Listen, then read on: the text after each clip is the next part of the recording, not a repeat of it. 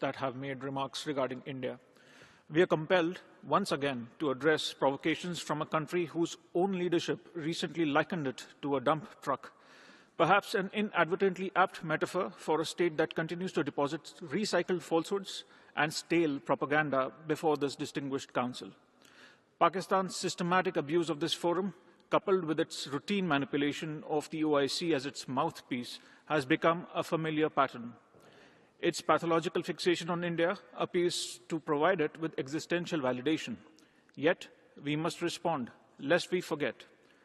Lest we forget the carnage of Pahalgam, where Pakistan-sponsored terrorists turned a meadow of joy into a killing field in April this year. Lest we forget 9/11, as the world marks its anniversary tomorrow, even as we witness today the hypocrisy of those who sheltered its mastermind and glorified him as a martyr. Lest we forget Pulwama, Uri, Pathankot, Mumbai. The list is endless, Mr. President.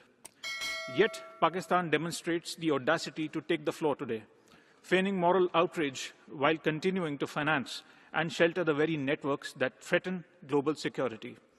The international community recognizes this charade for what it is. The world will not forget. India will not forget.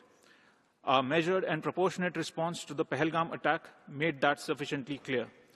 We need no lessons from a terror sponsor, no sermons from a persecutor of minorities, no advice from a state that has squandered its own credibility. Mr. President, India will continue to protect its citizens with unwavering resolve.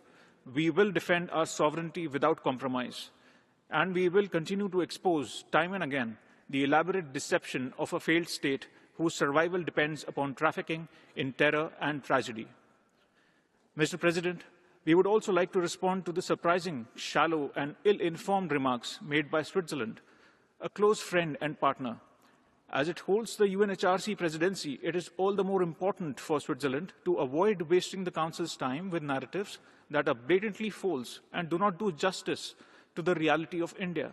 Instead, it should focus on its own challenges, such as racism, systematic discrimination, and xenophobia. As the world's largest, most diverse, and vibrant democracy, with a civilizational embrace of pluralism, India remains ready to help Switzerland address these concerns.